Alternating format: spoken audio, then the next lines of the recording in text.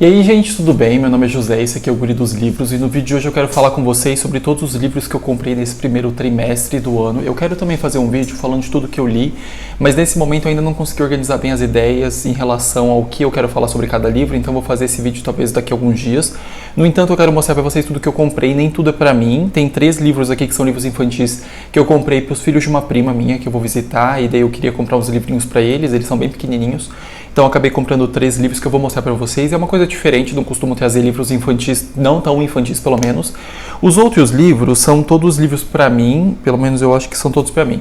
Eu ainda não li nenhum deles, tem um que eu tô lendo no momento, mas eu planejo ler alguns deles agora, nesses próximos 2, 3 meses, porque são leituras que me interessam, por isso eu acabei comprando nesse momento, que eu tinha algum interesse, eu espero que sejam leituras interessantes. Alguns desses autores eu já conheço, outros é meu primeiro contato com esses autores, eu espero que seja interessante esse vídeo para vocês, que vocês talvez consigam tirar algumas dicas. Acho que a maioria desses livros, ou quase todos, eu já mostrei aqui no canal, inclusive, e por um ano que eu tava planejando comprar pouca coisa, eu já comprei 7 livros para mim. São livros bem pequenos, assim, comparados com muitos dos livros que eu tenho na minha estante. Então são livros que eu acho que eu vou conseguir ler com um pouco mais de facilidade e rapidez. Mas vamos ver como é que vai ser ao longo do ano. Eu espero, assim, não chegar, tipo, em 30 livros nem nada do tipo. Mas acho que, assim, se eu comprar ao longo do ano uns 15 livros, tá bem ok, porque eu vou lendo e daí vou conseguindo renovar também os livros que eu tenho na minha estante. Vou conseguindo comprar coisas que estão no meu interesse no momento e, assim, vou trazendo também algumas coisas aqui para vocês. Antes de começar o vídeo, eu gostaria de convidar vocês para que, se vocês não são inscritos no canal, pudessem se inscrever. Se forem comprar qualquer um desses livros ou qualquer outra coisa que a Amazon vende, não esqueçam do meu link, tá aqui embaixo. Comprando por esse link eu recebo uma pequena comissão, o valor não muda em nada para vocês e assim vocês apoiam meu trabalho aqui no YouTube. Também, ao longo desses próximos meses, aparentemente a Amazon tá adotando aquele tipo de promoção, tipo 4 do 4, 5 do 5, que cada tipo dia que bate com o mês, eles estão fazendo uma promoção com cupons e tudo mais. Então sempre fiquem de olho nessas promoções, que acho que vocês vão conseguir encontrar coisas interessantes. Quase todos esses livros que eu comprei em boas promoções, com cupons e tudo mais. Então ficaram preços interessantes e bons, comparado com o que a gente tem visto ultimamente, que os livros têm aumentado muito o preço. Consegui pagar barato em todos eles, assim, baratíssimo não, mas consegui pagar preços bem bons e fiquei feliz com isso. Também me sigam lá no Instagram, que é @guridosLivros, e se vocês tiverem alguma recomendação de algum livro, podem deixar aqui embaixo, que eu posso estar dando uma olhada depois. Se vocês já leram algum desses autores que eu vou mostrar para vocês, ou se vocês já leram esses livros, me deixem aqui a opinião de vocês. Eu vou começar com os 2 livros que são do mesmo autor, e daí depois eu vou continuando mostrando os demais e talvez eu termino com os livros infantis, que seja mais interessante. Eu vou começar mostrando esse aqui, que é um livro do Bill Bryson, que é Shakespeare, O Mundo é um Palco, uma biografia. Eu gosto muito dessa capa, como eu já falei para vocês, acho que tem um trabalho bem interessante. Não é um livro muito grande, ele tem 199 páginas, é publicado pela Companhia das Letras, e aqui o autor, pelo menos na minha leitura atual, está sendo assim, não sei se ele vai continuar sendo. Ele expõe várias teorias e ideias de quem teria sido Shakespeare, já que você tem pouquíssima documentação sobre ele, e ele faz muito mais um retrato sobre a época que o Shakespeare estava vivo, sobre a sociedade, sobre Londres. Está sendo muito interessante, tenho gostado bastante. É um livro rápido, bem tranquilo de ser lido, pelo menos até o momento. Ele não é muito extenso, então acredito que não vai demorar muito, e eu espero que minha leitura seja interessante. Eu nunca tinha ouvido ninguém falar sobre esse livro, mas eu tinha interesse em ler alguma coisa falando sobre o Shakespeare, acabei comprando esse aqui porque me parecia interessante. E também comprei um outro livro do autor, que é o Em Casa, Uma Breve História da Vida Doméstica. Esse aqui é bem maior, ele tem 530 e poucas páginas. Tem uma parte bem grande no final de bibliografia, talvez assim umas 50 páginas. Ele tem esse corte laranja que é bonito, a capa tem um projeto interessante, como se fossem 2 fechaduras. E é um livro com um bocado de imagens, porque ele vai falar nesse livro, pelo que eu sei, sobre as casas. Por que a casa que a gente mora hoje tem esse formato, principalmente as casas americanas, eu acredito, e as casas inglesas, né? E várias imagens que o autor coloca no livro, todos em preto e branco. Aqui atrás fala o seguinte: a história da casa e a história da civilização frequentemente se confundem. Do hall de entrada aos quartos de dormir, da cozinha à sala de estar, as partes da casa moderna resultam de uma longa e atribulada evolução, simultânea às inovações tecnológicas e culturais dos últimos milênios. E daí aqui mais para o final, fala o seguinte: Bill Bryson conduz o leitor pelo fascinante roteiro das transformações sofridas pela habitação humana ao longo do tempo e em diversos países e continentes. Seu amplo conhecimento da arquitetura e do mobiliário adotados por diferentes sociedades, expresso numa prosa fluente e permeada de curiosidades culturais, permite-lhe demonstrar como a casa influencia praticamente todos os aspectos da vida privada, até mesmo os momentos passados ao ar livre. Parece muito interessante, por mais que seja assim uma história sobre por que a casa é desse jeito. Acabei conseguindo comprar ele por um bom preço e espero que a leitura seja interessante. Continuando, eu comprei também junto com o Em Casa, eu comprei O Homem Mais Rico da Babilônia. Esse livro aqui é esse tipo de livro que está sempre entre os mais vendidos, de finanças. Ele é muito popular, ele já tem uns bons anos, eu acho que ele foi publicado em 1900 e qualquer coisa, porque o autor ele nasceu em 1874 e faleceu em 1957, então esse livro já tem uns bons anos. Pelo que fala aqui na frente, ele foi publicado pela primeira vez em 1920 e é um dos raros livros sobre finanças. Parece interessante, não é muito extenso, ele é publicado aqui pela HarperCollins Brasil, ele tem 157 páginas. Espero que ele seja um livro legal e que seja interessante, que me agregue alguma coisa. Eu gosto de ler alguns livros de finanças, acabo lendo de vez em quando um ou outro, e acabei comprando esse aqui porque ele ficou bem baratinho, então consegui comprar esse. E junto com esses dois livros eu também comprei Yoga do Emmanuel Carreri. Eu gosto muito desse projeto gráfico, como já falei para vocês em um outro vídeo. Esse livro aqui ele é publicado pela Alfaguara e ele tem 268 páginas. O que fala aqui sobre ele é o seguinte: ao longo dos anos, Emmanuel Carreri conquistou o posto de um dos mais importantes autores franceses da atualidade. Escreveu emblemáticas narrativas de não-ficção, como Um Romance Russo, Limonov e O Reino. Passou por amores mal-sucedidos, mas finalmente se apaixonou e embarcou numa relação duradoura. Aprofundou-se na meditação e na yoga numa tentativa de observar o mundo sem julgá-lo. No auge desse estado de equilíbrio, decide passar 10 dias em um retiro de silêncio no interior da França, que ele mesmo chama de nível hard. Deixa para trás o celular e os livros, mas seu objetivo não é apenas meditar. Contrariando as recomendações do retiro, ele leva consigo caneta e caderno com os quais pretende tomar notas para um livrinho simpático e perspicaz sobre a yoga. 4 dias depois, tomado por sentimentos conflitantes sobre a meditação, é obrigado a abandonar o refúgio. Um amigo foi morto no atentado de Charlie Hebdo, não sei se é assim que se fala. Sua vida então vira do avesso. A cidade está empolvorosa, o projeto do livro não avança, sua relação amorosa começa a ruir. Para completar, é diagnosticado com transtorno bipolar e a própria escrita, que o salvou tantas vezes, agora parece difícil, sem perspectiva. Ele então viaja à Grécia, onde foi muito feliz no passado, para tentar se reencontrar. E nós, leitores, acompanhamos seu périplo em busca de pelo menos um pouco de paz. Parece muito interessante, eu fiquei interessado na obra dele porque acho que tem se falado um pouco dele, já que se relançaram alguns livros dele. Pelo menos acho que todos acabaram com esse projeto gráfico, e daí eu não sei se todos eles já estavam em circulação ou se alguns foram lançados só agora no Brasil, mas começou a se falar um bocado sobre ele. Esse livro aqui eu já tinha interesse, já tinha ouvido falar antes, então eu acabei conseguindo comprar por um preço bem interessante, eu fiquei feliz com isso, e tenho interesse em uns outros livros do autor, mas vou ver primeiro como é que é a minha experiência com esse livro para depois comprar algum outro. Continuando, eu comprei o álbum branco da Joan Didion, é o meu terceiro contato com a autora. Eu já li 2 livros dela, gostei bastante. Esse aqui é um livro mais antigo dela e que fala sobre a década de 60 e 70, sobre o movimento hippie, sobre toda essa época que estava acontecendo. O que fala aqui na orelha do livro é o seguinte: este livro se apresenta como um mosaico jornalístico e filosófico do cotidiano americano de uma era fundamental para os Estados Unidos e o restante do planeta, e também como uma obra-prima do jornalismo literário, com opiniões corajosas e até curiosas da autora.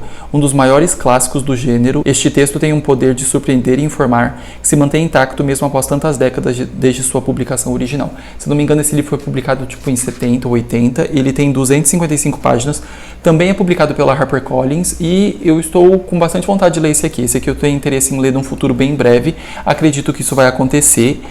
Eu também comprei mais 2 livros. Esse aqui eu fiz um vídeo falando sobre 6 livros escritos por mulheres que eu gostaria de ler nesse ano. E eu acabei comentando sobre esse e um outro que eu tenho em casa, e os outros 4 livros eu não tenho. No entanto, eu acabei conseguindo comprar. Apareceu um cupom que ficou muito bom o preço para mim, e eu consegui comprar 2 desses livros que me faltam dos 4. Eu comprei O Perigo de Estar Lúcida, da Rosa Monteiro, que vai ser meu segundo contato com a autora. Eu li A Ridícula Ideia de Nunca Mais Te Ver, que eu gostei bastante. É um livro que ela fala sobre o luto da perda do marido dela, e ela mistura com a história da perda do marido da Marie Curie, que o marido dela morre de um jeito assim bem trágico. E foi muito interessante, eu gostei de ler. Esse aqui é o seguinte: um livro fascinante, escrito com inteligência, erudição e enorme empatia sobre os laços entre psicologia, criatividade e inclusão. E o que fala na orelha do livro é o seguinte: com base na sua experiência pessoal e na leitura de inúmeros livros sobre psicologia, neurociência, literatura e memórias de grandes escritores, pensadores e artistas, Rosa Monteiro oferece aqui um estudo fascinante sobre as ligações entre criatividade e instabilidade mental. E o faz compartilhando curiosidades surpreendentes sobre como nosso cérebro funciona na hora de criar, decompondo todos os aspectos que influenciam a criação e reunindo-os diante dos olhos do leitor enquanto escreve, como uma investigadora pronta para combinar peças avulsas para solucionar um caso misterioso. O perigo de estar lúcida fala das fadas que nos presenteiam e nos fazem pagar um preço muitas vezes alto demais por isso. As ditas pessoas normais não têm esse custo, mas com frequência correm o risco de sucumbir ao tédio em vez de morrer de amor. Como em tudo, a chave está no equilíbrio entre a porcentagem de desapego e de sentimento, em alcançar uma certa harmonia entre o eu que sofre e o eu que controla, afirma a autora deste livro irresistível e cheio de indagações. O pouco que eu sei sobre esse livro é que foi muito bem falado, que é um livro que ela vai tratar sobre você ter um alto nível de criatividade, sobre escritores, sobre pintores, sobre músicos e tudo mais, e sobre os problemas de instabilidade mental que muitos deles têm. Parece muito interessante, estou interessado em ler esse aqui em breve. Ele é publicado pela Todavia. Ele tem 269 páginas, na verdade 270, né? E me parece muito interessante. Continuando para o último livro que é para mim, eu comprei também o Hamnet, da Maggie O'Farrell. Esse livro, inclusive, é o que fez o filme Hamnet surgir, já que esse livro foi escrito, sei lá, tipo em 2020, e o filme lançou no final do ano passado, início desse ano. Esse livro aqui é uma ficção de como teria surgido o Hamlet, que, se eu não me engano, é a peça mais famosa, ou uma das mais famosas do Shakespeare, e que essa obra teria sido inspirada na morte do filho dele, que se sabe basicamente nada. Então a autora pega e faz uma grande ficção sobre como ela imagina que essa obra tenha surgido e o que teria acontecido na relação familiar do Shakespeare com sua esposa e suas outras duas filhas. O que fala aqui atrás é o seguinte: toda vida tem sua essência, seu núcleo, seu epicentro, do qual tudo flui, para o qual tudo reflui.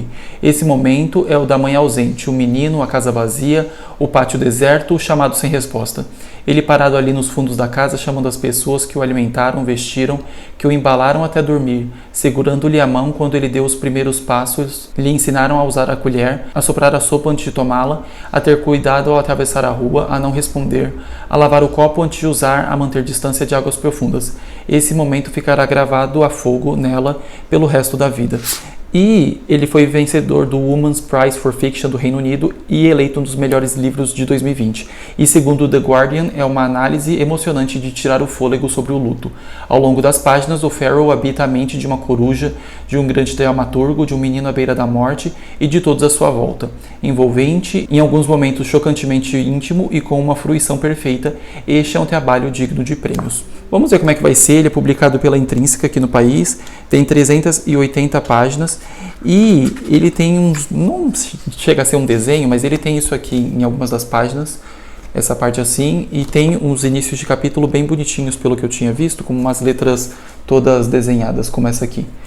Continuando para o final, é o seguinte: eu comprei, como eu comentei com vocês, alguns livros infantis. Eu vou começar com os dois que são menores, que eu comprei esse aqui, que é Perigoso. Ele é um livrinho que tem 32 páginas, eu acho que é, se eu não me engano. E ele é muito bonitinho. Eu ainda não dei assim uma lida inteira nele, porque não tive tempo, ele chegou ontem. Mas ele tem várias imagens desse jacaré. E o que fala aqui atrás é o seguinte: Bob é uma toupeira que adora etiquetar as coisas. Um dia ele encontra uma coisa muito estranha, uma coisa escamosa com dentes pontudos. Ah, cuidado, Bob. E é uma historinha bem para criança pequena. E aparentemente esse livro fez tanto sucesso que eles lançaram o Perigoso. Este livro contém coelhos que acho que tem o mesmo tamanho, e é esse aqui, que daí seria a história desse jacaré com um coelho. E o que fala aqui atrás é: o melhor amigo do Bob, uma coisa escamosa, encontrou um chapéu. Havia uma etiqueta nele que dizia: perigo, não toque. Tire isso, gritou Bob, pode ser perigoso. Então de dentro da cartola saltou um coelho, e depois outro e outro. Mas os coelhos não são perigosos, são? Uma história divertida sobre amizade e rótulos. E esses livrinhos infantis, obviamente que tem a ideia muitas vezes de trazer alguma moral para as crianças, alguma lição. Eles são muito bonitinhos, esses dois. Eu vou tentar dar uma lidinha neles antes de dar para minha prima, porque parece legalzinho, vai ser bem tranquilinho de ler, né? Vou demorar poucos minutos, mas são livrinhos muito bonitinhos, que são para crianças bem pequenas, esses aqui. Esse aqui, que eu comprei também, é para crianças um pouco talvez maiores. Quando eu falo maiores, talvez tipo 4 ou 5 anos, que é o Senhor Boaventura do Tolkien. Esse aqui eu tô lendo, eu tô na página 77, e ele tem um total de 100 e alguma coisa. 103 páginas. Ele é publicado pela HarperCollins também. O que fala aqui atrás é o seguinte: escrito e ilustrado para seus filhos, Senhor Boaventura é um livro infantil cativante de Tolkien, o mestre da fantasia e autor de importantes obras da literatura como O Hobbit e O Senhor dos Anéis. Ao comprar um automóvel amarelo, o Sr. Boaventura se mete em uma baita enrascada. Enquanto isso, seu bichinho de estimação, tanto quanto excêntrico, o girafoelho, fica em casa esperando o dono voltar, mas não conta nada para o sargento Bofim. Ele não pode saber disso. A capa é muito bonita e ele é um livro que tem muito mais, obviamente, ilustrações e texto tem, assim, algum, mas não é tanto assim, então é um livro realmente para crianças pequenas. Mas as ilustrações são bem bonitinhas, os blocos de texto que tem não vão ser maiores do que esse. A história é bem interessante, pelo menos até o momento. É um homem que ele sai para comprar um carro, ele não tem dinheiro, então ele deixa a bicicleta lá como o penhor. E depois disso acontece um monte de confusão. Uns ursos tentam roubar o carro dele, ele atropela uma senhora, depois tem um burrinho puxando o carro, porque o carro deu problema. Então, assim, é um livro bem lúdico, bem infantil, tô achando bem legalzinho. Provavelmente devo conseguir terminar de ler ele hoje, porque ele é bem rapidinho de ler. Eu só não consegui terminar de ler ele ainda, porque eu só peguei, tipo, para ler uns 15 minutos num dia e uns 20 no outro. E é um livrinho que vai demorar, tipo, talvez uns 40 minutos para ser lido, alguma coisa assim. Mas muito bonitinho, ainda mais se você ficar prestando atenção nas imagens. Tem imagens muito legais e estou gostando. Tem sido um contato muito interessante, porque eu nunca tinha lido uma obra tão infantil do Tolkien. E é muito bonitinho. E pelo que está escrito aqui, esse livro só foi publicado depois que ele morreu. Acho que foi publicado em 1982, uma coisa assim.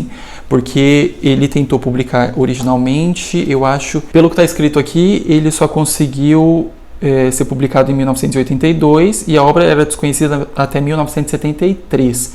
E ele tinha tentado publicar em 36, ou seja, muitos anos antes dele morrer. Ele enviou para os editores como um possível sucessor de O Hobbit, mas apesar de compararem o imaginativo conto de excentricidade com o best-seller As Aventuras de Alice no País das Maravilhas, eles não poderiam arcar com a impressão das ilustrações, porque o livro já era ilustrado na época. Acho, inclusive, pelo que eu entendi, que as ilustrações são dele.